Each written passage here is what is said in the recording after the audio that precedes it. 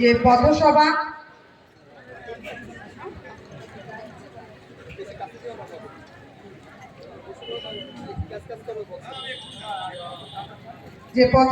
সেই পথসভা শুরু করব। আজকে পথসভা পশ্চিমবঙ্গের ক্ষমতায় থাকা কিছু ব্যক্তি দেশ বিরোধী মন্তব্যে আমাদের এই প্রতিবাদ সভা আমরা পায়রাগাছি বাজারে শুরু করছি।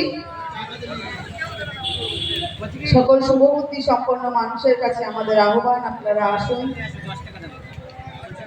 আজকে পশ্চিমবঙ্গের যে পরিস্থিতি, সেই পরিস্থিতিকে মাথায় রেখে আমাদের এগোতে হবে, দেশকে এগিয়ে নিয়ে যেতে হবে। তার জন্য এই পথসভা।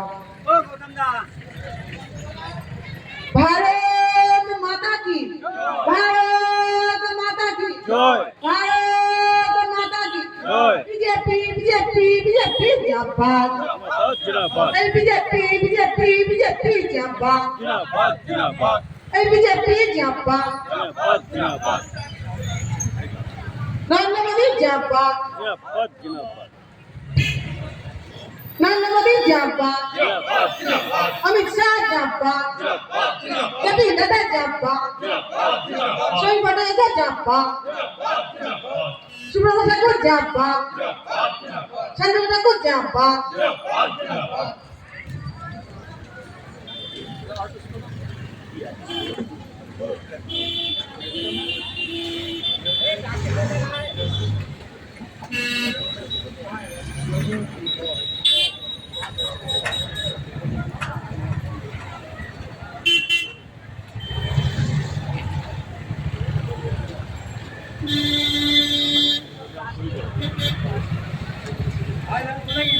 আমরা আজকে পথসভা শুরু করছি।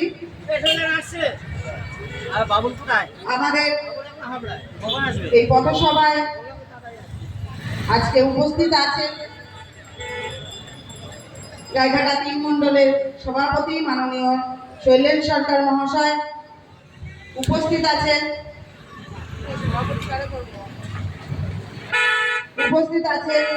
গাইঘাটা ৩ মণ্ডলের সাধারণ সম্পাদক প্রকাশ সরকার মহাশয়। উপস্থিত আছেন সহ সভাপতি রবীন কর্মকার মহাশয়। উপস্থিত আছেন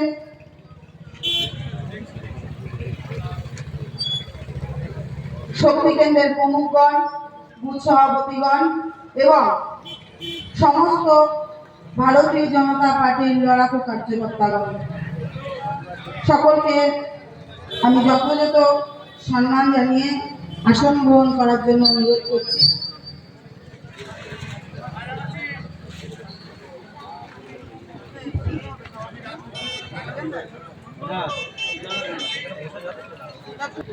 আমরা সংবর্ধমানের সমর্থন করি। আমি প্রকাশ সরকার মহাশয়কে সভা শুরু করার জন্য অনুরোধ করব।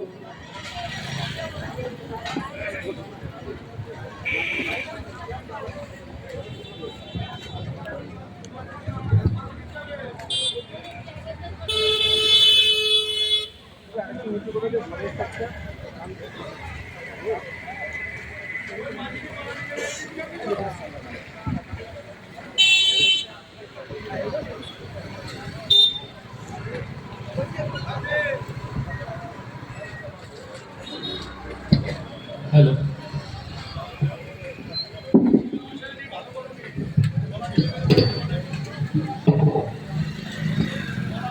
তাদের রুচিকর মন্তব্যের বিরুদ্ধে আমাদের এই প্রতিবাদ সভা।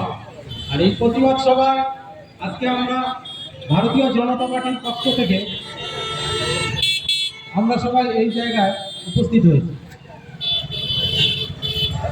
আজকে আমাদের এই অস্থায়ী মঞ্চে বক্তব্য রাখার জন্য বিপন্দাকে আহ্বান করা হয়।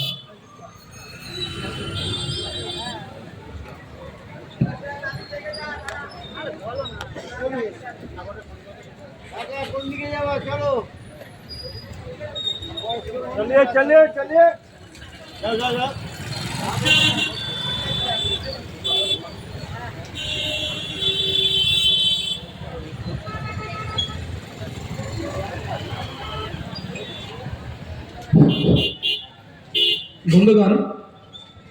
আজ পায়রাগাছি বাজারে বেলগুম 2 নম্বর পঞ্চায়েতের পক্ষ থেকে আমাদের মণ্ডল সভাপতি শৈলেন সরকার মহাশয়ের নেতৃত্বে এবং মণ্ডল কমিটির বিশিষ্ট পদাধিকারী ব্যক্তিদের নেতৃত্বে আজকের একটা পথসভা, প্রতিবাদ সভা এবং পথসভা। তো আমি প্রথমেই ভগবান শ্রীকৃষ্ণের গীতার একটি মহান বাণী দিয়ে আমি আমার বক্তব্য শুরু করব। যদা যদা হি ধর্মস্য গ্লানি ভবতি ভারত অভ্যুত্থানং ধর্মস্য তদাত্মনাং সৃজাম্যহম পরিত্রাণায় সাধনাং বিনাশায় চ দুষ্কৃতম ধর্ম সংস্থাপনার্থায় সমভাবামি যুগে যুগে। সাধুদের রক্ষার জন্যে এবং পাপীদের বিনাশের জন্যে, ধর্ম সংস্থাপনের জন্যে আমাদের লড়াই। বন্ধুগণ, সেই ৫,৫০০ বছরের আগের যে কুরুক্ষেত্রের যুদ্ধ, আজও সেই একই যুদ্ধ প্রবাহমান। এখন হয়তো ধরনটা পাল্টেছে। তাই আপনাদের কাছে অনুরোধ যে আগামী ২৬-এর যে নির্বাচন, সেই নির্বাচনকে মাথায় রেখে এই একটি বর্বর সরকার চলছে। এই বর্বর সরকার উৎখাত করবার জন্যে যতটুকু যা প্রয়োজন সংঘবদ্ধ হতে হবে আমাদের। আর সময় নেই, শেষ সময় অন্তত এই সংঘবদ্ধতা না থাকলে আমাদের সমূহ বিপদ। এই সরকার আর থাকলে পশ্চিমবঙ্গে হিন্দু সমাজের বিপদ হয়ে দাঁড়াবে। চারিদিকে যে নির্যাতন চলছে, সেই নির্যাতন আপনারা দেখতে পাচ্ছেন। কোনো বিচার নেই। যখন ইলেকশন আসে শয়ে শয়ে লোক খুন হয়ে যায়, কিন্তু আপনি যদি পশ্চিমবঙ্গের বাইরে চলে যান, সেখানে দেখবেন কোনো মানুষ খুন হয় না, নীরবে ভোট হয়ে যায় এবং সুস্থভাবে ভোট হয়। কিন্তু পশ্চিমবঙ্গে একটা রক্তের হোলি খেলা হয়।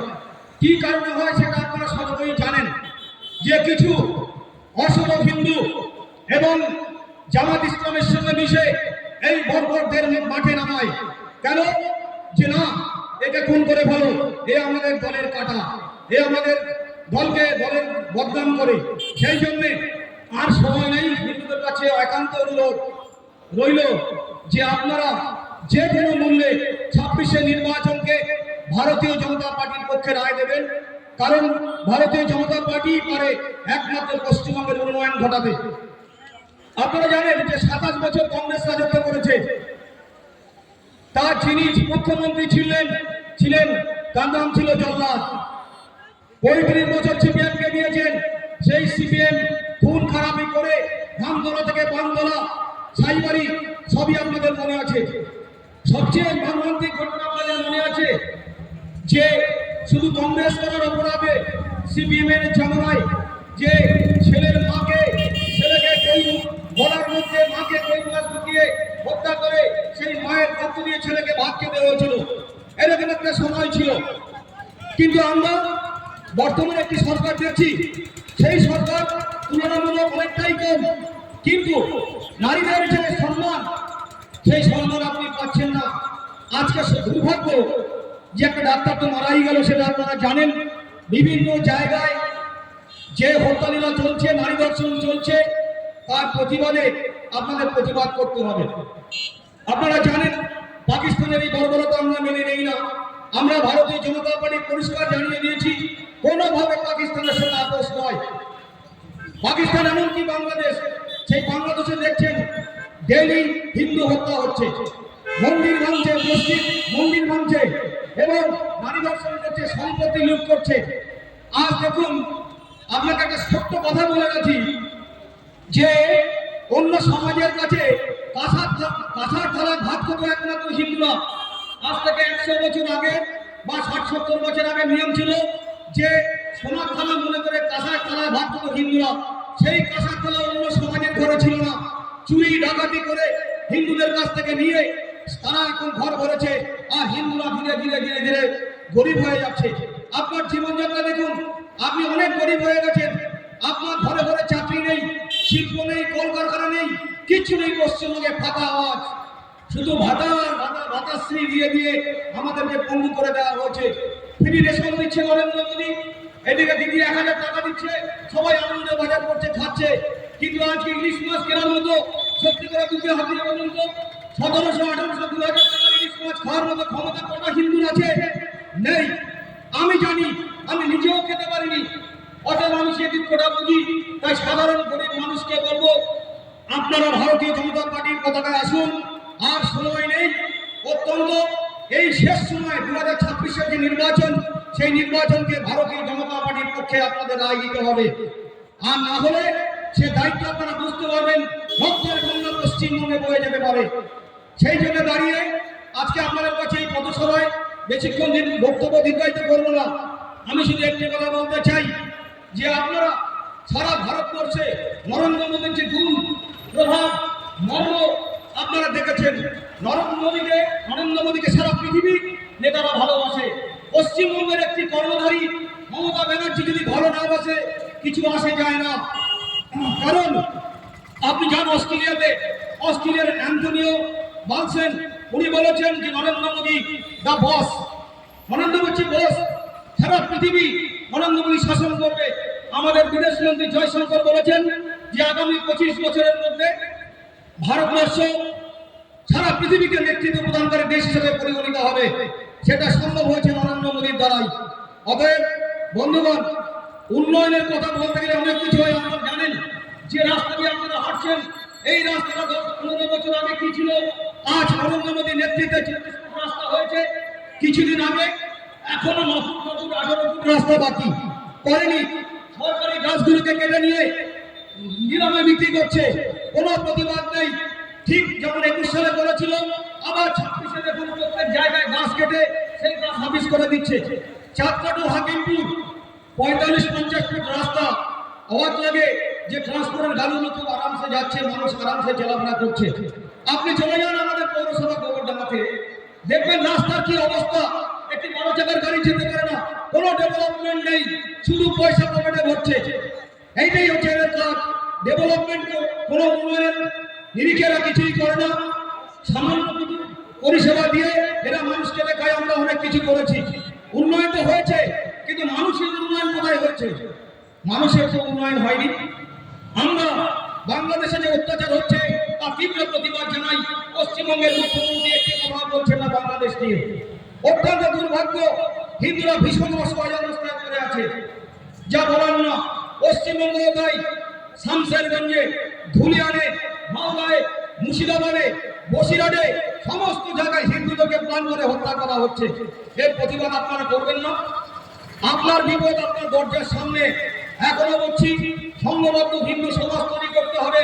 কোন জাতপাত, আমি ব্রাহ্মণ, আমি ক্ষত্রিয়, আমি বৈশ্য, আমি শূদ্র, এসব বলা চলবে না। আমিও হিন্দু, তুমিও হিন্দু, আমাদের পরিচয় থাকবে একটাই, আমরা হিন্দু। মেরা জন্ম হিন্দু, হিন্দু জীবন, রব হিন্দু, হিন্দু মেরা পরিচয়। আমার প্রথম পরিচয় হবে আমি হিন্দু। আমি মনুশূদ্র নই, আমি কায়স্থ নই, আমি ব্রাহ্মণ নই, আমি ক্ষত্রিয় নই। আমার প্রথম পরিচয় হবে আমি হিন্দু। ভারতবাসী, এই হিন্দুস্থানে আপনি বসবাস করছেন, আপনি ধর্মের সময় চলাফেরা করছেন, কোনো অসুবিধা নেই। আপনি পাকিস্তানে যান, একটি মেয়ে রাত 7টার পরে বেরোতে পারে না। ঠিক বাংলাদেশে যান, হিন্দুদের অবস্থা ভয়ে পার হয়ে যাই এই সংকট পারাবার। মার করে প্রাণ সপেছি যখন, তখন ভয় কি আর? চলো নির্ভয়ে পার হয়ে যাই এই সংকট পারাবার। মার করে প্রাণ সপেছি যখন, তখন ভয় কি আর? এ পথের বাধা হোক না কঠিন ভাই, সুদিতে যে ঋণ যতটা রক্ত চাই।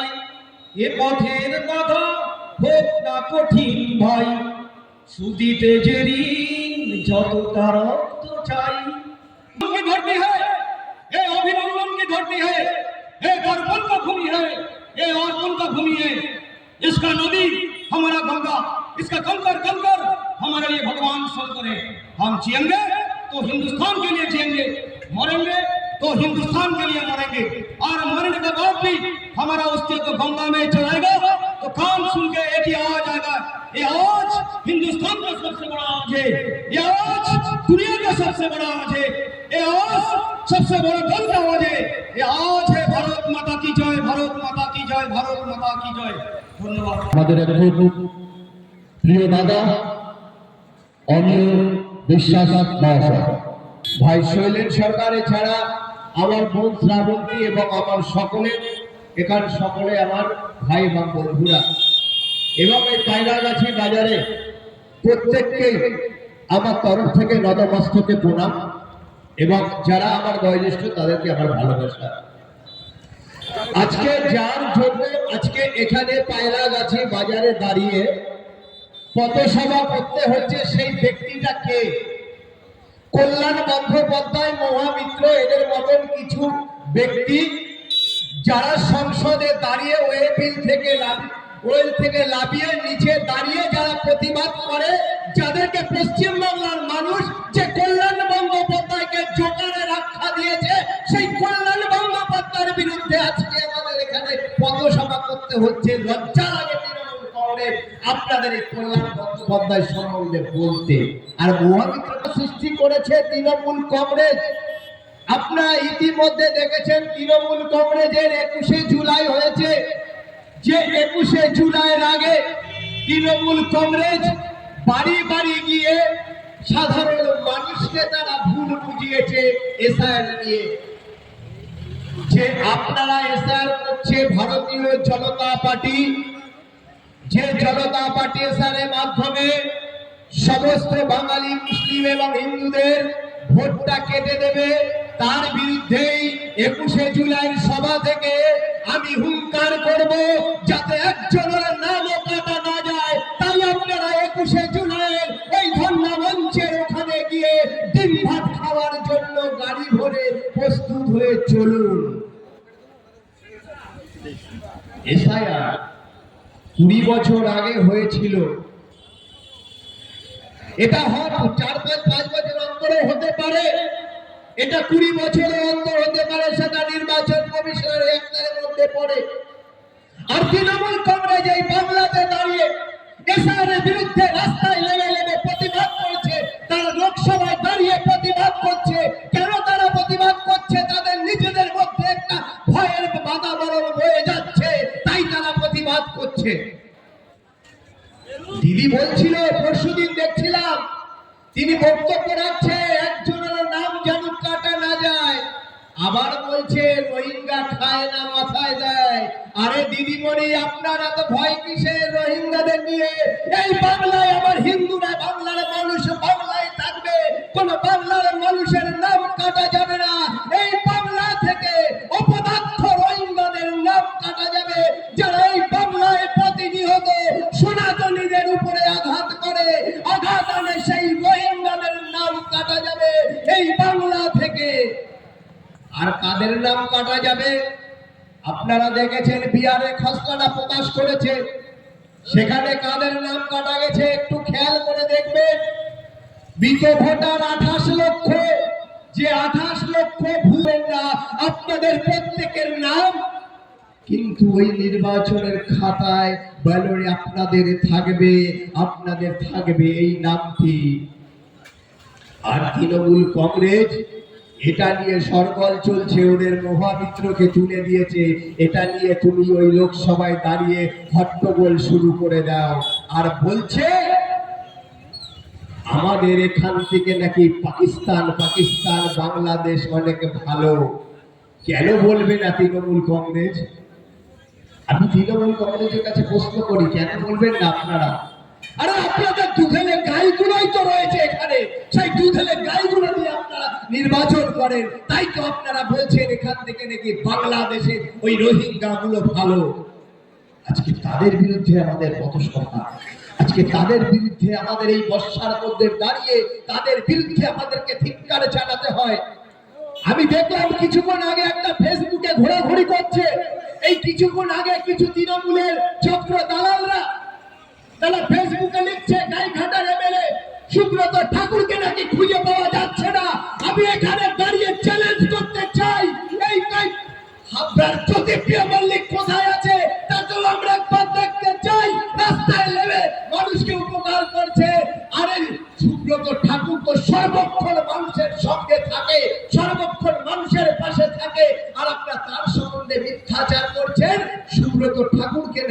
খুঁজে পাওয়া যাচ্ছে না, কোনো উন্নয়ন নাকি হচ্ছে না। কিছুক্ষণ আগে একটা বক্তা বলছিলেন যে এই বর্ষার মধ্যে দাঁড়িয়ে এখানে রাস্তাটা তো অনেক ভালো আছে, এখান থেকে বেশি দূর না আমার বাড়িও গোবরডাঙ্গায়। সেই গোবরডাঙ্গা যা বর্তমান রাস্তার পরিস্থিতি হচ্ছে, সেখানকার চেয়ারম্যানকে কিন্তু খুঁজে পাওয়া যাচ্ছে না পৌরসভায় গেলে। এটা আপনাদের ফেসবুকে লিখুন বন্ধু। পার্লামেন্টে দাঁড়িয়ে প্রথম শপথ নিয়েছিলেন, সেদিনকে আমার মুসলিম ভাই বোনেদের কথা ভেবে 3 তালাকের মতন একটা জঘন্য কথা সেদিনকে তিনি দাঁড়িয়ে তুলে দিয়েছিলেন। তাই তো আমার ভারতবর্ষের প্রধানমন্ত্রী যখন সৌদি আরব যায়, সৌদি আরবের যুবরাজ বিন সালমান আমার ভারতীয় নরেন্দ্র দামোদর দাস মোদীকে জড়িয়ে ধরে 2 হাত ধরে জয় শ্রীরাম বলে সম্বর্ধনা দেয়। তাই তো আমরা সাম্প্রদায়িক যখন ভারতবর্ষের প্রধানমন্ত্রীকে সৌদি আরবের যুবরাজ সর্বশ্রেষ্ঠ অ্যাওয়ার্ড দেয়, তাই তো আমরা সাম্প্রদায়িক আমাদের মধ্যে যখন মুসলিম ভাই বোনেরা যখন তৃণমূল কংগ্রেসের বিরুদ্ধে প্রতিদ্বন্দ্বিতা করে, তাই তো আমরা সাম্প্রদায়িক 2026-এর নির্বাচনে ভারতীয় জনতা পার্টিকে সাম্প্রদায়িক আখ্যা দিয়ে আটকানো যাবে না। আর যে সমস্ত তৃণমূলের দুধেলে গাইরা আছে তাদেরকে দিয়ে দাঙ্গা হাঙ্গামা করেও কিন্তু আমাদেরকে হারানো যাবে না। কেন? ভারতীয় জনতা পার্টিরা জানে লড়াই করতে যারা ভারতীয় জনতা পার্টি করে তারা কিন্তু প্রত্যেকে নিহত, প্রত্যেকে মুহূর্তে মানুষের সঙ্গে থাকে তৃণমূল কংগ্রেসের মতো। সর্বশেষে আমি শেষ করবো একটা কথা বলে, এই পশ্চিম বাংলায় 26,000 শিক্ষিত বেকার যুবক ছেলেদের চাকরি চলে গেল। যে শিক্ষিত বেকার ছেলেমেয়ে তারা তো সবাই তৃণমূল কংগ্রেসকে টাকা দিয়ে চাকরিটা পায়নি। আমি একজন শিক্ষিত ছেলে, গোবরডাঙ্গা কলেজে পড়েছি। আমি শিক্ষিত ছেলের একটা দুঃখ জ্বালা যন্ত্রণা আমি বুঝি। এই যে শিক্ষিত ছেলে মেয়েগুলো যারা তৃণমূল কংগ্রেসকে টাকা দিয়ে পেয়েছে, তাদের তালিকাটা আপনি কেন আলাদা করতে পারলেন না? তাহলে দুধ কা দুধ পানি কা পানি হয়ে যেত, আপনি তো করতে পারলেন না। তাই তো আপনি এখন সেই আমার শিক্ষিত বেকার যুবক ছেলেদের চাকরিটা নিয়ে এখনো আপনি ছিনিমিনি খেলছেন।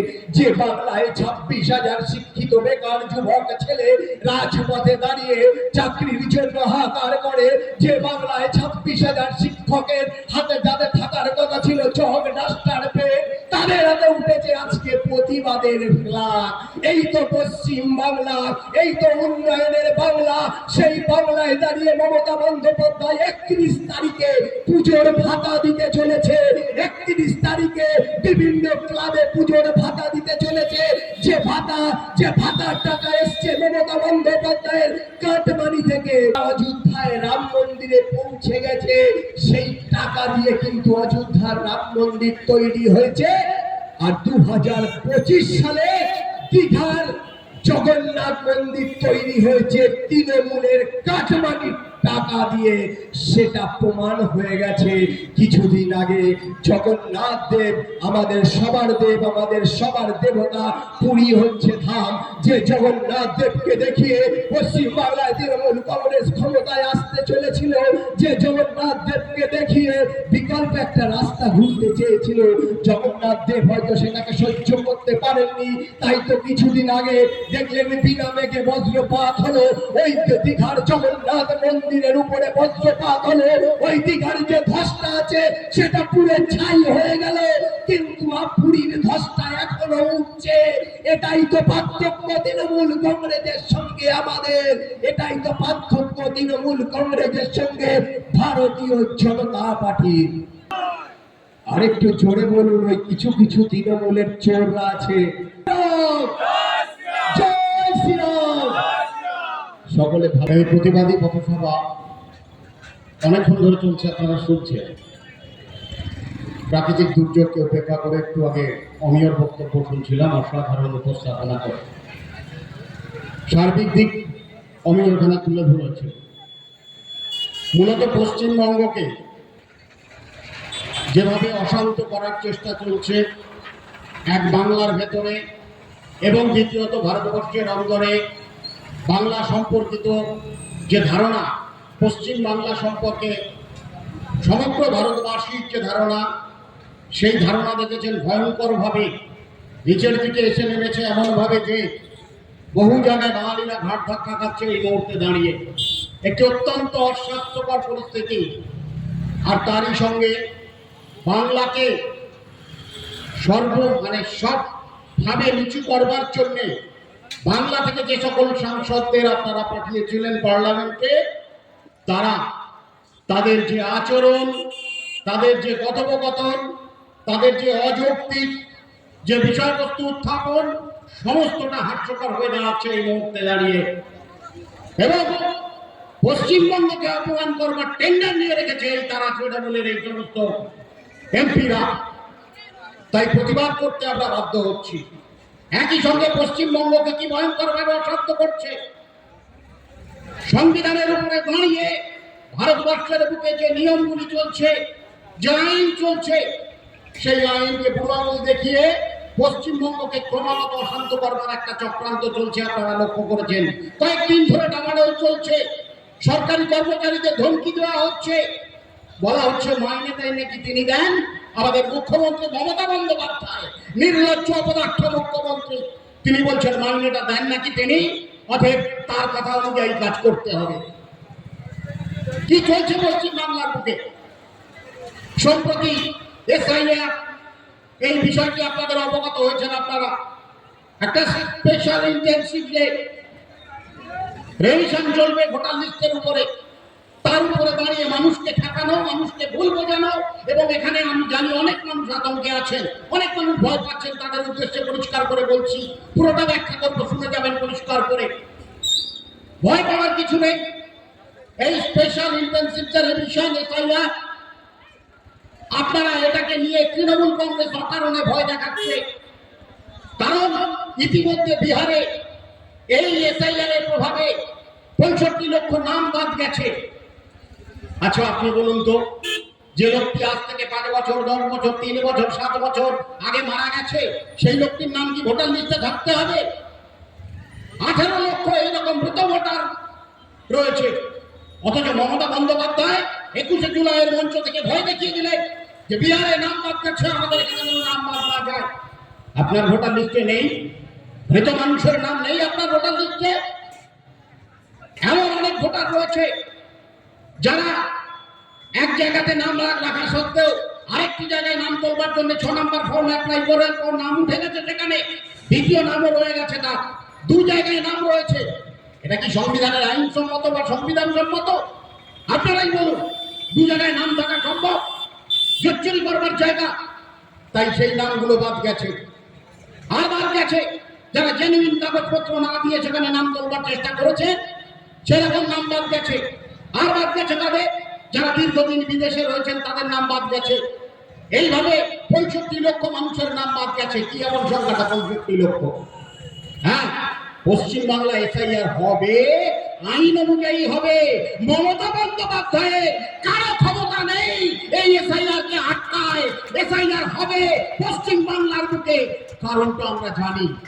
2024-এর লোকসভা নির্বাচন ফলাফলটা মনে রাখবেন। আপনাদের জানা আছে নিশ্চয় তৃণমূল কংগ্রেস কত ভোট পেয়েছিল? 2,75,64,561 ভোট। আর বিজেপি সেখানে দাঁড়িয়ে কত ভোট পেয়েছিল? 2,33,26,351 ধরনের কিছু। 43 লক্ষ ভোটের ডিফারেন্স, প্রায় 43 লক্ষ ভোটের ডিফারেন্স। তাই দিদিমণি আতঙ্কে আছেন, মমতা পাচ্ছেন না কালীঘাটের বাড়িতে দাঁড়িয়ে। কারণ এই 43 লক্ষ ভোট, আর এদিকে ভোটারের লিস্টে 1 কোটির উপরে ভুয়া নাম রয়েছে। তাই এসআইআর হবে, 1 কোটির উপরে এই ভুয়া ভোটার বাদ যাবে। তৃণমূল কংগ্রেসের হাল খারাপ হবে আগামী 24-এর নির্বাচনে। তাই দিদিমণি আর সহ্য করতে পারছেন না, ভয় দেখাচ্ছেন। আর ভয় কিভাবে দেখাচ্ছেন জানেন? শুনেছেন তো আপনারা, 21শে জুলাইয়ের মঞ্চে একরকম ভয় দেখিয়েছেন, আর বেরগুমে প্রশাসনিক বৈঠকে দাঁড়িয়ে, সরকারি জায়গায় দাঁড়িয়ে, সরকারি চেয়ারে দাঁড়িয়ে অসাংবিধানিক কথাবার্তা বলে ভয় দেখাচ্ছেন তিনি ডিএমদের বলছেন চোখ কান খোলা রাখতে। আপনারা গতকালকে এই রিপোর্ট দেখেছেন। ইতিমধ্যে ময়না এবং বারুইপুরের ভিডিও তারা ইতিমধ্যে চিঠি খেয়ে গেছে। তারা 6 নম্বর ফর্ম ফিল আপ করিয়ে যে সমস্ত ভোটার তুলেছিল, ভোটারের নাম তুলেছিল, তার মধ্যে অজস্র জায়গা চুরি করা হয়েছে। তাই ইতিমধ্যে তারা চিঠি খেয়ে গেছে। আর এই যে এসআইআর যেটা হবে, সেই এসআইআর এ কোনো ডিএম অথবা কোনো ব্লক লেভেল ইলেকশন অফিসার অথবা যারা বিএলও হিসেবে যাবেন, যেসব শিক্ষকরা আমারই কলিগ, তারা কেউ যদি 2 নম্বরই করেন আর মমতা বন্দ্যোপাধ্যায়ের কথা শুনে ভয় পেয়ে যদি 2 নম্বরের আশ্রয় নেন, তাহলে প্রত্যেকে কেস খাবে। যেমন করে বিহারে ইতিমধ্যে 53 জন জেলে আছে, এই 53 জন ইলেকশন অফিসার জেলে আছে ইতিমধ্যে, আর 251 জন বিএলও তাদের এগেইনস্টে এফআইআর হয়েছে শুধুমাত্র ওই জোট চুরি করতে গিয়ে। ভারত সরকারের নাম নরেন্দ্র মোদী সরকার, এর নাম সমগ্র পৃথিবী দেখছে, তাকিয়ে রয়েছে। যাকে সমগ্র পৃথিবীর, যাকে আপনারা শত্রুদের বলে চিহ্নিত করুন না কেন, লাল কার্পেটে বিছিয়ে দেওয়া হয়, সেই নরেন্দ্র মোদী, আমেরিকার রক্তচক্ষুকে যে ভয় পায় না, সেই নরেন্দ্র মোদী আজকের দিনে দাঁড়িয়ে তিনি যে সরকারটি চালাচ্ছেন, আমরা বিশ্বাস করছি সেই সরকারটি সততার সঙ্গে কাজ করবে, সংবিধানকে মান্যতা দিয়ে। এসআইআর কেন হবে না? পশ্চিম বাংলার বুকে ভুয়ো ভোটার অজস্র, ওপার বাংলা থেকে ঢেলে এপারে বাংলায় এসছে। এইখানে দাঁড়িয়ে একটি কথা আছে, এইখানে দাঁড়িয়ে যে কথাটি রয়েছে, ভয় পাওয়ার কিছু নেই। যেমন আপনাদের করোনা হয়েছিল মনে আছে, প্রচন্ড আতঙ্কে ছিলেন করোনার। 87 সাল থেকে 2004 সালের মধ্যে তাদের বাবাকে নাম তোলাতে হবে, বাবাকে সিটিজেনশিপ হতে হবে, দেখাতে হবে, শো করতে হবে। আরে তাদের বাবাদের জন্ম তো 1987 সালের আগেই এদেশে যদি হয়ে থাকে, আর যদি ওপার বাংলার হয় পরে বলছি। আর 2004 সালের পর 1992 সালে আবার সংশোধন হলো সিটিজেনশিপ অ্যাক্টে, সংশোধন করে বলে দেওয়া হলো 2004 এর পর থেকে যাদের জন্ম এই ভারতবর্ষের বুকে, তারা সিটিজেনশিপ পেতে হলে তাদের বাবাকে এবং তাদের মাকে দুজনকেই সিটিজেন হতে হবে ভারতবর্ষের বুকে দাঁড়িয়ে। অর্থাৎ 2004 সালের পরে জন্ম আমাদের ঘরের প্রত্যেকটা ছেলে মেয়েই রয়েছে। হিসাব করে দেখুন, আমরা যারা এখানে জড়ো হয়েছি 40-50 বছর বয়স, আমাদের ঘরের প্রত্যেকের ছেলে মেয়ে রয়েছে। তাদের সিটিজেনশিপ পাওয়ার জন্য বাবাকে অথবা বাবাকে এবং মাকে তাদেরকে সিটিজেন হতে হবে ভারতবর্ষের বুকে। অর্থাৎ আমরা যারা আমাদের ছেলে মেয়েদের বয়স এই 2004 পরে জন্মগ্রহণ করেছে যারা, তারা আমরা জন্মগ্রহণ করেছি সেই 87 আগে হিসাব অনুযায়ী প্রায় পরে। অর্থাৎ হিসাবটা খুবই সোজা, কারণ আর বাদ যাবে না, শুধু শুধু ঘুরিয়ে দেওয়া হচ্ছে। আর কেন হচ্ছে এটা, তার কারণ আগেই বললাম, এই যে 43 লক্ষ ভোটের ডিফারেন্স তৃণমূলের সঙ্গে বিজেপি, এই জায়গায় আতঙ্কিত মমতা বন্দ্যোপাধ্যায়। তাই সিটিজেনশিপ অ্যাক্টের নাম করে মানুষকে ভয় দেখিয়ে একটা অরাজকতা তৈরি করবে, কিন্তু তার ফল কি হবে ভেবে দেখুন। পশ্চিম বাংলার বুকে এর ফল হবে মারাত্মক। যদি এই সময় পশ্চিম বাংলায় অরাজকতা তৈরি হয়, তাহলে ওপার বাংলা থেকে যারা এসছে তাদের ক্ষেত্রেও নতুন করে অসুবিধা তৈরি হতে পারে এবং এই প্রশাসনিক স্তরটা ভেঙে যেতে পারে, মিলিটারি শাসন বা রাষ্ট্রপতি শাসন চালু হয়ে যেতে পারে পশ্চিম বাংলার বুকে দাঁড়িয়ে, যদি নির্বাচন কমিশনের কথা না শোনে। আপনি নির্বাচন কমিশনকে ভয় দেখাচ্ছেন, মুখ্যমন্ত্রীকে বলি, যারা লেখাপড়া করেছেন তারা জানেন, আর যারা হয়তো লেখাপড়া করেননি ততদূর পর্যন্ত একটু জেনে নেবেন, চেষ্টা করবে। এই যে নির্বাচন কমিশন, এই নির্বাচন কমিশন কারো দালালিতে চলে না, এটা একটি স্বাধীন সংস্থা। এমনকি সুপ্রিম কোর্ট আপনারা লক্ষ্য করে দেখেছেন, সুপ্রিম কোর্ট পর্যন্ত নির্বাচন কমিশনকে কোনো নির্দেশ দিতে পারেনি। গত 10 জুলাই কি হয়েছে, সুপ্রিম কোর্টে একটি পিটিশন জমা পড়েছে। কারা পিটিশন জমা করেছে? Association for Democratic reforms, association for Democratic reforms এর পক্ষ থেকে একটি পিটিশন জমা দেওয়া হয়েছে সুপ্রিম কোর্টে। বিহারে এসআইআর এর পক্ষ এসআইআর যা করা হয়েছে সেটাকে আটকানোর জন্য সুপ্রিম কোর্ট কি করলো? সুধাংশু ধুলিয়া এবং জয়মাল্য বাগচির যে ডিভিশন বেঞ্চে পিটিশনটা করে, তারা কি বললো? ডিভিশন বেঞ্চ রয়েছে, আধার কার্ডে লেখা থাকে, আপনারা দেখবেন আধার কার্ড 2016 যে অ্যাফিলিয়েশন আছে তাতেও আপনারা দেখবেন আধার কার্ডে পরিষ্কার লেখা থাকে, Aadhaar card is an identity of proof not of citizenship. অর্থাৎ একটি আইডেন্টিটি শুধুমাত্র আধার কার্ড।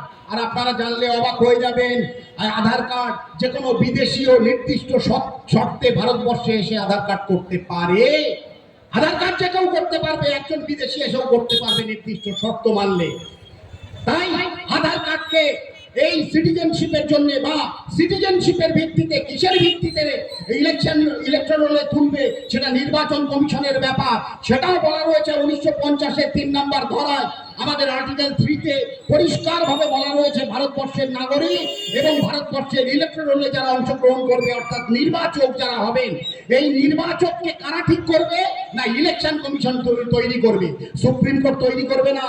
কারা ভোট দেবেন না দেবেন হবে কমিশন, তারাই সিদ্ধান্ত নেবে, অন্য কেউ সিদ্ধান্ত নিতে পারবে না। কোনটাকে মান্যতা দেবে কোনটাকে মান্যতা দেবে না নির্বাচন কমিশন ঠিক করবে। এখানে কেউ জোর করে বলাতে পারবে না আপনি এটাকে মান্যতা দিন। তাই তো সুপ্রিম কোর্ট আইন জানেন বলেই সুপ্রিম কোর্ট অনুরোধ করেছে আপনারা আধার কার্ড আর রেশন কার্ডকে মান্যতা দিন। কিন্তু নির্বাচন কমিশন আধার কার্ডকে মান্যতা দিতে যায়নি এই ভিত্তিতে যে আধার কার্ড এটা শুধুমাত্র প্রুফ অফ আইডেন্টিটি, অর্থাৎ যা পরিচিতি মাত্র, নাগরিকত্বের জন্য এটা নয়। আর দ্বিতীয়ত রেশন কার্ড, আপনারা জানেন যে রেশন কার্ডের জন্য যে আইন রয়েছে ইন্ডিয়ান ফুড সিকিউরিটি অ্যাক্ট অনুযায়ী, ইন্ডিয়ান ফুড সিকিউরিটি অ্যাক্ট 2013, আমি লাস্ট আইনের কথা বলছি, ইন্ডিয়ান ফুড সিকিউরিটি অ্যাক্ট 2013 অনুযায়ী রেশন কার্ড হচ্ছে সেই জিনিস যে রাজ্য সরকার কোনো ব্যক্তির তার হচ্ছে সামাজিক এবং অর্থনৈতিক অবস্থার উপর ভিত্তি করে রেশন কার্ডের মাধ্যমে খাদ্য সরবরাহ করতে পারে খাদ্য সুরক্ষা আইন অনুযায়ী। এইটুকু শুধু পরিচয় রেশন কার্ড। অর্থাৎ রেশন কার্ড যদি বাংলাদেশ থেকে বা পাকিস্তান থেকে কেউ এসে এই পশ্চিম বাংলার দ্বারস্থ হয়, আমি খাদ্য সংকটের মধ্যে আছি, মানবিকভাবে সামাজিকভাবে অর্থনৈতিকভাবে তাকে রেশন কার্ড দিতে পারে। অর্থাৎ রেশন কার্ডটাও সিটিজেনশিপের অর্থাৎ নাগরিকত্বের আইডেন্টিটি হতে পারে না। তাই এই তৃণমূলের পক্ষ থেকে যা আবেদন করা হচ্ছে, যা নির্বাচন কমিশনকে থ্রেট করা হচ্ছে যে আধার কার্ড আর রেশন কার্ডের ভিত্তিতে করতে হবে, সেটা নির্বাচন কমিশন মানছে না, বৈধ কারণেই মানছে না। তাই ভয় পাওয়ারও কিছু নেই। এই দুটি জিনিস আপনারা জানেন, কারণ এটা করা হয়েছে এই কারণে আপনারা জানেন লক্ষ লক্ষ টাকা দিয়ে আধার কার্ড তৈরি করা হয়েছে, আধার কার্ড পাওয়া গেছে খানায় খন্দে বস্তা ভর্তি আধার কার্ড বিভিন্ন তৃণমূলের অফিসে পাওয়া গেছে, আপনারা জানেন। আর রেশন কার্ড দুর্নীতি তো আপনারা খুব ভালো করে জানেন। এই 2015 সালের ঘটনা আপনারা জানেন, এক ধাক্কায় প্রায় 1 লক্ষ রেশন কার্ড বাতিল করা হয়েছিল। আর রেশন দুর্নীতিতে সেই রেশন কার্ডের কি ভয়ানক ভূমিকা আপনারা জানেন। সেই চাল কোথায় যেত, কার গুদাম ঘরে যেত, কেস খেয়ে দৌড়াচ্ছে এই তৃণমূলীদের অত্যন্ত প্রিয় নেতা ফালুদা, তিনি কেস খেয়ে দৌড়ে বেড়াচ্ছেন, সব এক এক করে আসবে। আর এই যে রেশন কার্ড যে ভয়ঙ্কর দুর্নীতি রাখা, তাই রেশন কার্ডের ভিত্তিতেও সিটিজেনশিপ পাওয়া যাবে না। তাই সিটিজেনশিপ পেতে হলে আপনাকে পরিষ্কার যে 11টা নথি দেওয়া হয়েছে, আপনাদের যে রেগুলেটমেন্ট করা যে একটা ফর্ম দেওয়া হবে, সেই ফর্মে যে 11টা পয়েন্ট উল্লেখ করা রয়েছে তার ভিত্তিতে আপনাদেরকে এই ভোটার লিস্টে নাম তুলতে হবে। আর ভোটার লিস্টে নাম তোলা আর তার সঙ্গে সিটিজেনশিপ পাওয়া এক নয়। এইবার আসছি যারা ভোটার লিস্টে নাম তুলতে পারবেন না, যারা 1987 সালের মধ্যে এখানে জন্মাননি, তাদের কি হবে? 1987 সালের মধ্যে এখানে জন্মাননি, অথচ বাংলাদেশ থেকে এসছেন, আফগানিস্তান থেকে এসছেন, পাকিস্তান থেকে এসছেন, তাদের জন্য সিএএ, অর্থাৎ ভোটার লিস্টে নাম তুলতে না পারলে সিএএ ইতিমধ্যে চালু হয়ে গেছে। আপনারা জানেন এই আসামকে নিয়ে ভয় দেখাতো, আসামে কয়েক লক্ষ হিন্দুকে নাকি ডিটেনশন ক্যাম্পে পাঠিয়েছে। আসল বিষয়টা তা নয়। আসল বিষয়টা 2019 সালে সিএএ লাগু হওয়ার পরেও নানা বাধা বিঘ্ন ছিল সরকারের, আপনারা জানেন। সেইখানে দাঁড়িয়ে সিএএ কে সরলীকরণ না করলে সাধারণ মানুষ অ্যাপ্লিকেশন করতে ভয় পাচ্ছিল। তাই সেইটাকে সরলীকরণ করবার জন্য গত 11ই মার্চ 2024 সালের 11ই মার্চ সরলীকরণ করা হয়েছে। আর তারপর থেকে আসামে শুধু নয়, এই পশ্চিম বাংলায় আপনারা যান মসলান্দপুর থেকে টাকুননগর পর্যন্ত বহু মানুষ সিএএ অর্থাৎ সিটিজেনশিপ অ্যামেন্ডমেন্ট অ্যাক্ট অনুযায়ী আবেদন করবার পর ভারতবর্ষের নাগরিকত্ব পেয়ে গেছে। অত্যন্ত সহজ পদ্ধতি করা হয়েছে, কিছুই না। 3টে বৈশিষ্ট্য, 3টে পরিচয়পত্র লাগবে সিএএ করতে, সিএএ আবেদন করতে। আমরা ক্যাম্প করবো বিভিন্ন জায়গায়, ক্যাম্প করে মানুষকে সিএএ আওতায় ভারতের নাগরিকত্ব পাইয়ে দেবো, চিন্তা করবার কিছু নেই। সিএএ এর মধ্যে দিয়ে আমরা ভারতবর্ষের নাগরিকত্ব পাইয়ে দেবো। 3টে মূল জিনিস লাগবে, সেটা হচ্ছে আপনি আগে কোন দেশে ছিলেন, আপনি আগে কোন দেশে ছিলেন, তার একটা ডকুমেন্ট, কবে দেশে প্রবেশ করেছেন তার ডকুমেন্ট তৈরি করা যায়, এগুলো কত বছর ধরে আছে, তারিখ সাল উল্লেখ না থাকলেও আপনাকে এমএলএ বা এমপি বা কাউন্সিলর, ইভেন আপনার যে ওয়ার্ডের যে মেম্বার তিনি সে সার্টিফাই করতে পারেন যদি আপনাকে প্রকৃতপক্ষে চেনেন। তাদের সার্টিফাইয়ের ভিত্তিতে আপনি কবে এসেছেন এদেশে, আপনি কত বছর এখানে বসবাস করছেন, এই সব সার্টিফিকেটগুলি পাওয়া যাবে। ইভেন যদি সার্টিফিকেট না পাওয়া যায় তাহলে কোর্টে গিয়ে যে কোনো নোটারি অফিসারের মাধ্যমে আপনারা 10 টাকা বা 20 টাকার স্ট্যাম্প পেপারে এফিডেভিট করে নিয়ে সেই বয়ান দিলেও চলবে। এত সহজ করে দেওয়া হয়েছে সিএ। ভয় পাওয়ার কিচ্ছু নেই, প্রত্যেকের নাগরিকত্ব থাকে। তবে হ্যাঁ, একটি বিষয় বলছি আমরা, এই সিএ তাদের জন্য যারা বাংলাদেশে নির্যাতিত, যারা পাকিস্তানে নির্যাতিত, যারা আফগানিস্তানে নির্যাতিত। পরিষ্কার করে বলা হয়েছে হিন্দু, জৈন, তারপরে শিখ বা ফার্সি, এদের সকলের জন্য সিএ, কোন মুসলিমদের জন্য নয়। কেন মুসলিমদের জন্য নয়? আপনারা জানেন বাংলাদেশ একটি ইসলামিক রাষ্ট্র, সেখানে মুসলিমদের দ্বারা অত্যাচারিত প্রতি মুহূর্তে হিন্দুরা। পাকিস্তানে আপনারা লক্ষ্য করেছেন, পাকিস্তান জন্মগতভাবে মুসলিমদের জন্য, ইসলামদের জন্য তৈরি হয়েছিল পাকিস্তান। সেখানে হিন্দুরা ক্রমাগত অত্যাচারিত, পালাতে পালাতে ভারতবর্ষে এসে ঠাঁই নিয়েছে। আর আফগানিস্তান, সেখানেও তো জানেন আপনারা তালিবান শাসন চলছে। সেই তালিবানের দ্বারা অত্যাচারিত মানুষগুলো পালাতে পালাতে ভারতবর্ষে এসে আশ্রয় নিয়েছে। তাই এই সমস্ত অত্যাচার যারা করেছে সেটা হচ্ছে ইসলাম মৌলবাদ। তাই কোন ইসলামিককে, অর্থাৎ সেখান থেকে কোন মুসলিম ধর্মের কোন মানুষ অত্যাচারিত হয়ে পালাতে পারে না। হয় সে সেখানে খুন খারাপি মার্ডার করেছে তাই পালিয়ে এসছে, অথবা অন্য কোনো বিষয় নিয়ে গন্ডগোল করে পালিয়ে এসছে, তাই সে ধর্মীয় কারণে অত্যাচারিত নয়। তাই সিএ বলছে তাদেরকেই নাগরিকত্ব দেওয়া হবে যারা বাংলাদেশ, যারা আফগানিস্তান, যারা পাকিস্তানে অত্যাচারিত হয়ে ভারতবর্ষে পালিয়ে এসছেন তাদেরকেও দেওয়া হবে। অর্থাৎ এইরকম মানুষ বহু আছেন, হয়তো পুরোপুরি অত্যাচার হয়নি, ভয়ঙ্কর অত্যাচার হয়নি, অত্যাচার করবার জন্য ছক করছিল, তৈরি হচ্ছিল। আপনি আরো কিছুদিন থাকলে সেখানে হয়তো অত্যাচারিত হতে পারতেন, মার্ডার হয়ে যেতে পারতেন, আগে ভাগে পালিয়ে এসছেন। দুশ্চিন্তার কারণ নেই। আপনাকে তথ্য জানাতে হবে, হ্যাঁ আমি হুমকির শিকার ছিলাম, আমাকে যে কোনো মুহূর্তে আক্রান্ত হতে হতো, তাই আমি পালিয়ে এসেছিলাম। যারা ভারতবর্ষে ঢুকেছেন এই সকল হিন্দুরা, সেই হিন্দুদের জন্য সিএ। তাই ভোটার লিস্টে যদি নাম না ওঠে, এসআইআর এ যদি নাম কাটা যায়, ঘবড়াবার কিছু নেই, টেনশন করবার কিছু নেই। নাগরিকত্ব সিএ এর দ্বারা হয়ে যাবে অতি সহজে। আপনারা বিভিন্ন মিডিয়ায় দেখবেন, সোশ্যাল মিডিয়াতেও দেখবেন, সংবাদ মাধ্যমেও দেখবেন, যারা সিএ এর যে নাগরিকত্ব পেয়ে গেছে তারা হাতে সার্টিফিকেট নিয়ে তারা ইতিমধ্যে অনেক ছবি পোস্ট করেছে। আপনারা ইউটিউব খুঁজলে, গুগল খুঁজলে আপনারা পেয়ে যাবেন। অর্থাৎ সিএ চালু হয়ে গেছে। যেটা বলছিলাম, আসামে এই নিয়মের বেড়াজালে আটকে, কারণ সিএ 2019 সালে সিএ লাগু হওয়ার পরেও আইন কানুনের জটিলতার জন্য অনেকে নাগরিকত্ব পাচ্ছিল না। আর আসামে সেই সময় দাঁড়িয়ে এই সমস্যাটা তৈরি হয়েছে। তাই সেই সময় যারা নাগরিকত্ব পায়নি তারা আইডেন্টিফাইড হয়েছে, চিহ্নিত হয়েছে, কিন্তু কোনো ডিটেনশন ক্যাম্পে দেওয়া হয়নি বা কারো উপর অত্যাচার হয়নি, মিথ্যা গল্প বানিয়ে বলছে। আর তাই যদি হতো তাহলে পরের বার আবার এই হেমন্ত বিশ্ব শর্মা আসামে দ্বিতীয়বারের জন্য মুখ্যমন্ত্রী নির্বাচিত হতে পারতেন না। তাই সিএ এর মাধ্যমে তাদেরকে নতুন করে সেই সময়ে দাঁড়িয়ে যারা সিটিজেনশিপ পাননি তাদের এই সরলীকরণ করবার পর 2024 সালের 11ই মার্চে সিএ যে সরলীকরণ করা হয়েছে, সেই সরলীকরণের মধ্যে দিয়ে তারা সিটিজেনশিপ পেতে শুরু করেছে। একটানা চলছে। আর পশ্চিমবাংলার বুকে যারা সিটিজেনশিপের জন্য অ্যাপ্লাই করবেন আমরা তাদেরকে সাহায্য করব। কোন তৃণমূলের দালাল আপনাকে ভয় দেখালে শুনবেন না। আমরা কথা দিচ্ছি এখানে দাঁড়িয়ে আপনাদের সিটিজেনশিপ দেব, আপনাদেরকে ভারতবর্ষের নাগরিক করব। কারণ হিন্দুদের জন্য আমরা লড়াই করি, বাংলাদেশের হিন্দুদের জন্য। এই মমতা বন্দ্যোপাধ্যায়ের মুখে কোনো সত্যাপ নেই, কিন্তু বাংলাদেশে হিন্দু নির্যাতিত হলে ক্রমাগত হচ্ছে। এই 1 বছর ধরে আপনারা জানেন। আর আমরা এখানে দাঁড়িয়ে ওই বাংলাদেশের হিন্দুদের জন্য লড়াই করছি। আর সিপিএম এর কথা, সিরিয়ায় আক্রমণ হলে, আক্রান্ত হলে, ওপেনে আক্রান্ত হলে, অথবা জর্ডনে আক্রান্ত হলে, মানুষ সেখানকার যে সমস্ত উগ্রপন্থীদের বাচ্চা কাচ্চা আছে সব মিলিয়ে আক্রান্ত হলে এখানে দাঁড়িয়ে মিছিল করে। আর বাংলাদেশে যখন হিন্দুরা আক্রান্ত হয়, এই গত 25 দিনকেও আপনারা ভয়ঙ্কর ঘটনা রংপুরে ঘটেছে, আপনারা দেখবেন 25টা বাড়ি জ্বালিয়ে দেওয়া হয়েছে, ভেঙে গুড়িয়ে দেওয়া হয়েছে। বামপন্থীদের কোনো কিছু নেই। এই ধরনের রাজনীতি আমরা করি না। আমরা সমগ্র ভারতবর্ষের হিন্দু সম্প্রদায়ের জন্য আমরা রাজনীতি করি। তাই সিএ এর জন্য আপনারা সকলেই প্রস্তুত হন। ধর্মীয় ক্ষেত্রে বলুন, যে সমস্ত পরিচয় লাগবে আপনার ওপার বাংলা থেকে আসার ব্যাপারে যে তথ্য লাগবে, যে ডকুমেন্টস লাগবে, আমরা আপনাকে সাপ্লাই করব।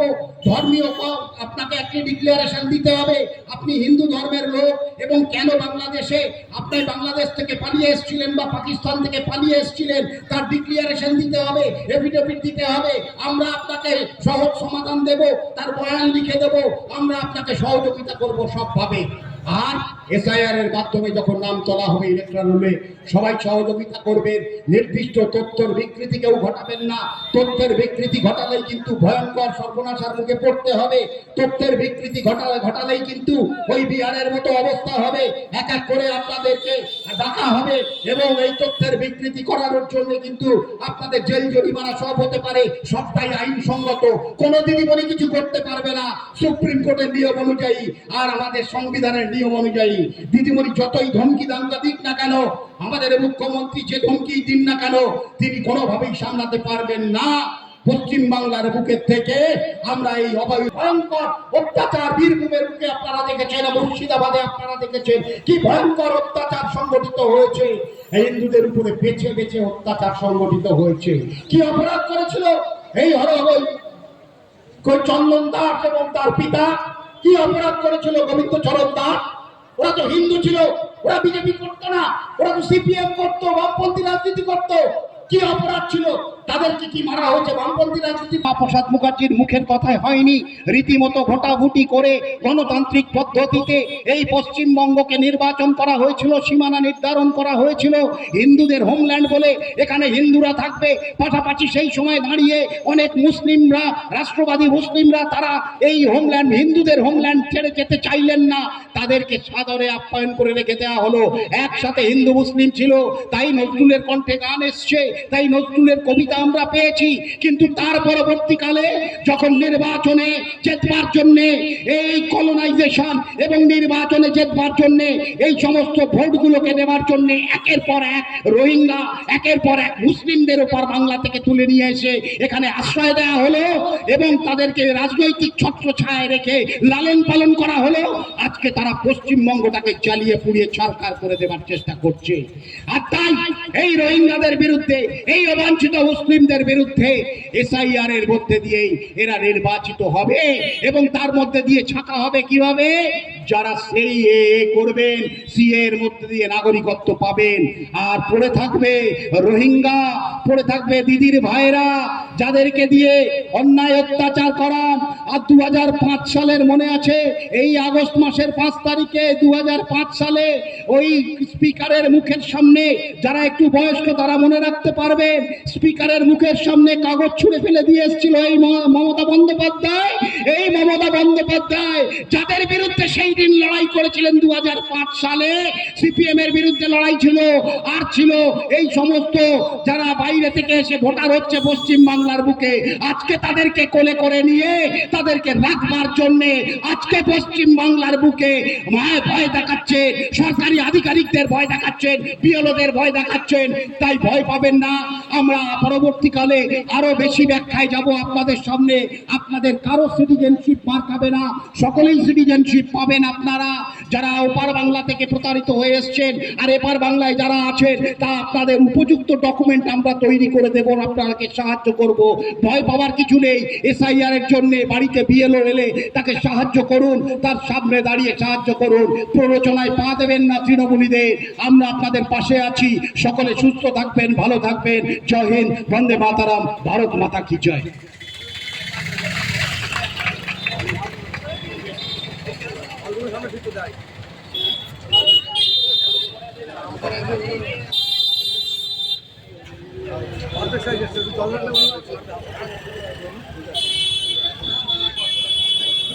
অসংখ্য ধন্যবাদ স্যারকে, যার মূল্যবান বক্তব্য রাখার জন্য গাইঘাটার 3 মণ্ডলের পক্ষ থেকে তাকে ধন্যবাদ জানাই।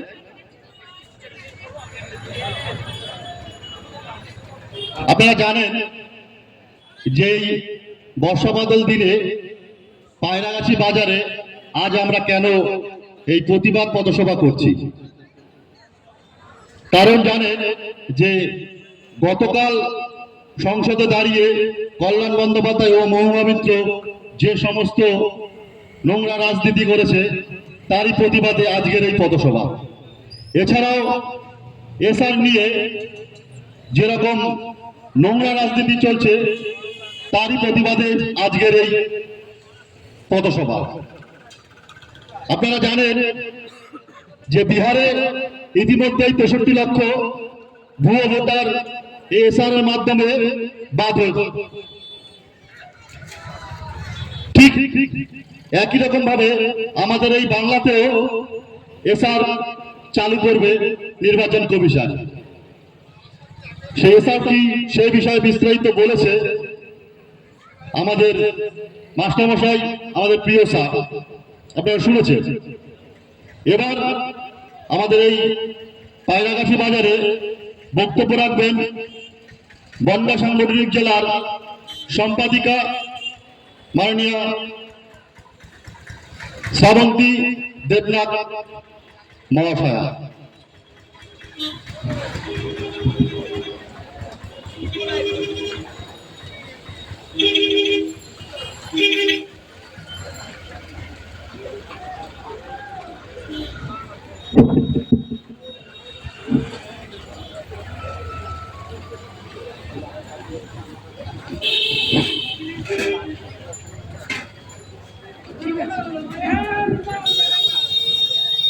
সবাই একসাথে বলবেন, ভারত মাতা কি, ভারত মাতা কি, জয় শ্রীরাম।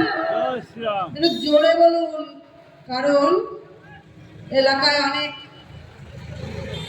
চোর। জয় শ্রীরাম, জয় শ্রীরাম, জয় শ্রীরাম, জয় জয় শ্রীরাম। ধন্যবাদ। আজ পায়রাগাছি বাজারে এক বিক্ষোভ পথসভা। এই পথসভায় উপস্থিত ভারতীয় জনতা পার্টি গাইঘাটা 3 মণ্ডলের সভাপতি, লড়াকু সভাপতি মাননীয় শৈলেন সরকার মহাশয়, উপস্থিত আছেন সাধারণ সম্পাদক প্রকাশ সরকার মহাশয়, উপস্থিত আছেন সহসভাপতি রবীন কর্মকার মহাশয়, উপস্থিত আছেন আমাদের দীর্ঘদিনের লড়াকু নেত্রী লীলা চক্রবর্তী মহাশয়, উপস্থিত আছেন ভাই রাহুল, লড়াকু সৈনিক ভারতীয় জনতা পার্টির, উপস্থিত আছেন মহিলা মোর্চার নেতৃত্বগণ, উপস্থিত আছেন মণ্ডলের সম্পাদক সাগর সরকার মহাশয় এবং শক্তি কেন্দ্রের প্রমুখ এবং বিভিন্ন বুথের বুথ সভাপতি এবং লড়াকু সমস্ত ভারতীয় জনতা পার্টির সংগ্রামী বন্ধুরা, সকলকে জাতীয়তাবাদী গরিব অভিনন্দন জানিয়ে আমি 2-4 কথা বলবো। আপনারা এখন শুনলেন বিভিন্ন বক্তার মাধ্যমে যে পশ্চিমবঙ্গের কি পরিস্থিতি। আজকে ভারতবর্ষ যেখানে সারা বিশ্বে একটা জায়গা করে নিয়েছে,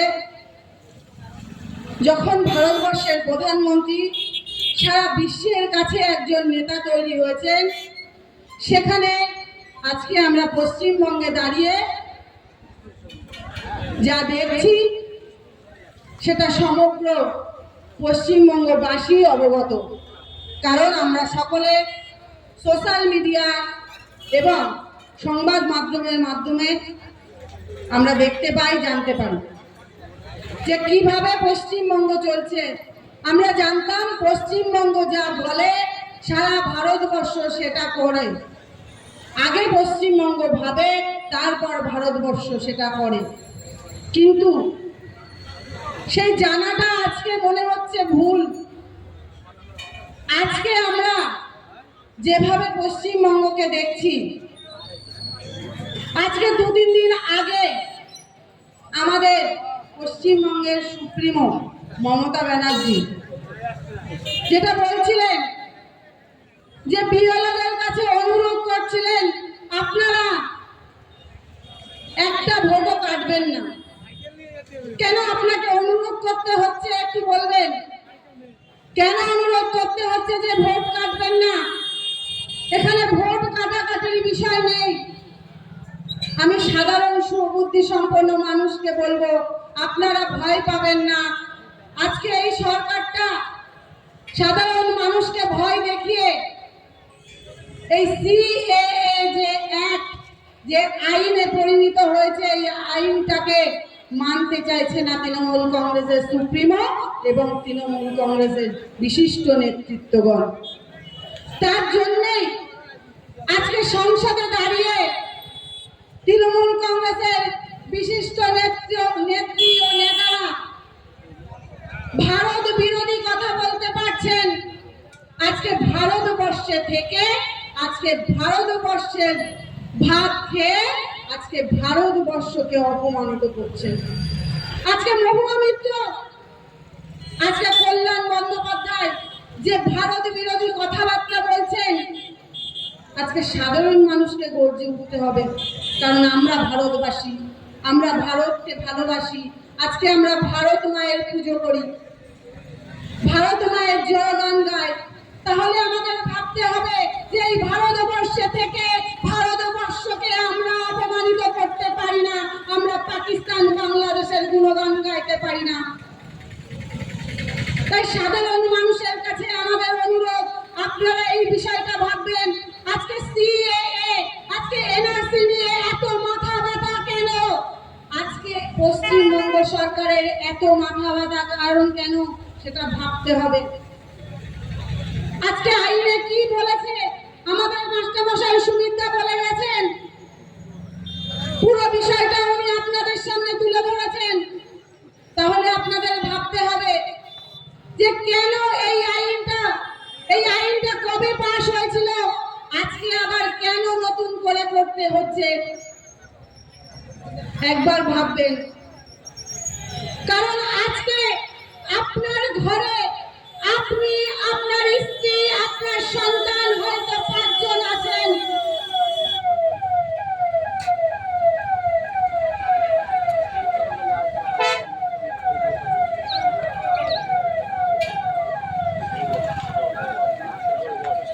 এই 5 জনের মধ্যে যদি আরো 3 জন এসে আপনার রাধা ভাতটা খেতে যায়, তখন আপনার কিন্তু পেটে খিদেটা থেকে যাবে। এটা আগে চিন্তা করবেন যে আজকে আপনাদের 5 জনের রান্না হয়েছে বাড়িতে, আপনার বাড়িতে হুট করে আরো 3 জন ঢুকে পড়লে আপনার পেটের খিদেটা কিন্তু থেকে যাবে, আপনার পেটটা কিন্তু ভরবে না। তাই এই চিন্তাটা আপনাকে করতে হবে বন্ধু। আজকে দেখবেন কি আইনে কি বলা হয়েছে যে একটা হিন্দু মানুষের ভোট কাটা যাবে না, একটা হিন্দু মানুষের নাগরিকত্ব যাবে না। যাবে কাদের? সেই সব মুসলিম রোহিঙ্গাদের যাবে, যে সমস্ত মুসলিম ভারতীয়, তাদেরও কিন্তু নাগরিকত্ব পাবেন তারা। চিন্তার কিন্তু কোনো কারণ নেই। সাধারণ মানুষকে ভয় দেখানো হচ্ছে যে আপনারা বাংলাদেশের ডকুমেন্টস আনবেন না। আমি একটু আগে ফেসবুকে দেখছিলাম যে বনগাঁর একজন স্বনামধন্য তৃণমূল কংগ্রেসের নেতা গোপাল শেখ বলছেন যে আপনারা বাংলাদেশের কাগজ দেখাবেন না। ওই বাংলাদেশের কাগজ যখনই আপনি অ্যাপ্লিকেশনে দেবেন, তখন আগে আপনাকে তাড়াবে, কারণ আপনার ওই ঠিকানাটা জেনে নিচ্ছে যে বাংলাদেশে আপনি কোথায় ছিলেন। সম্পূর্ণ ভুল তথ্য দিয়েছেন। আমরা বলতে চাই, আপনি যদি হিন্দু হন তাহলে এটা আপনার ক্ষেত্রে নাগরিকত্বটা নেওয়া আপনার শুভবুদ্ধি সম্পন্ন পরিচয়। কারণ আপনি একজন হিন্দু হয়ে ভারতবর্ষে এসেছেন, যে এটা হিন্দু রাষ্ট্র বলে ঘোষিত হবে সেই আশায়। আর বাংলাদেশ তো মুসলিম রাষ্ট্র, সেখানে মুসলিমরা থাকুক না, অসুবিধা কি আছে? সেখানে যেভাবে মুসলিমরা হিন্দুদের উপর অত্যাচার করছে, সেই অত্যাচারের জন্য আজকে আমাদের এই আইনকে আবার নতুন করে আবার এই অ্যাক্টে পরিণত করা হয়েছে, আইনে পরিণত করা হয়েছে। আপনারা দেখছেন পশ্চিমবঙ্গে যে সরকার চলছে, সেই সরকার আজকে কি পরিস্থিতি। আজকে শিক্ষকরা রাস্তায়, ভাবতে অবাক লাগে যে শিক্ষকদের কাছে শিক্ষা নিয়ে পুলিশ আজকে শিক্ষিত হয়ে তার চাকরিটা পেয়েছে, সে পুলিশ অফিসার সে শিক্ষকদের পেটাচ্ছে। আমরা দেখছি, আমাদের লজ্জা লাগছে। আপনারা শুভবুদ্ধি সম্পন্ন মানুষ একবার চিন্তা করবেন, আজকে শিক্ষকদের পেটানি খেতে হচ্ছে পুলিশদের হাতে এই সরকারের আমলে। কোন জায়গায় পরিস্থিতি গিয়ে দাঁড়িয়েছে। আজকে একটা শিশুকে আপনি স্কুলে পাঠাচ্ছেন তাকে উপযুক্ত শিক্ষা দেওয়ার জন্য, কিন্তু আমরা কি দেখছি, তৃণমূল কংগ্রেসের নেতারা কাটমানি খেয়ে অযোগ্য মানুষদের সেই শিক্ষা ক্ষেত্রে বসিয়েছেন, যাদের পেটে বিদ্যা নেই, যারা অর্থের বিনিময়ে এই চাকরিটা পেয়েছেন। তাহলে ভাবতে হবে আমার সন্তানটা কি শিক্ষা পাবে এদের কাছ থেকে। আর যোগ্যদের আপনারা বেছে দিতে পারলেন না, তার জন্য আজকে যোগ্যরা রাস্তায়। এটা ভাবতে হবে, আমাদের ভাবার সময় এসেছে, আমাদের একত্রিত হতে হবে, না হলে এই সরকারকে উৎখাত করা যাবে না 26-এ। আর উৎখাত করতে গেলে সমস্ত হিন্দু সমাজকে একত্রিত হতে হবে। কারণ দেখছেন কিভাবে মুর্শিদাবাদে, মালদায় আমাদের হিন্দুরা অত্যাচারিত হচ্ছে। তাহলে আমরা বসতে উঠবো না, আমাদের হিন্দু ভাইরা বোনেরা মার খাচ্ছে আর আমরা মুখ বুজে পড়ে থাকবো। ভাবতে হবে আমাদের এই পায়রাগাছিতেও হতে পারে হিন্দুদের উপর অত্যাচার। তাই আপনারা ভাবুন, ভাবার সময় এসেছে। আমি আর বেশি কথা না বলে আমার বক্তব্য এখানে শেষ করছি। জয় হিন্দ, বন্দে মাতরম, ভারত মাতা কি জয়।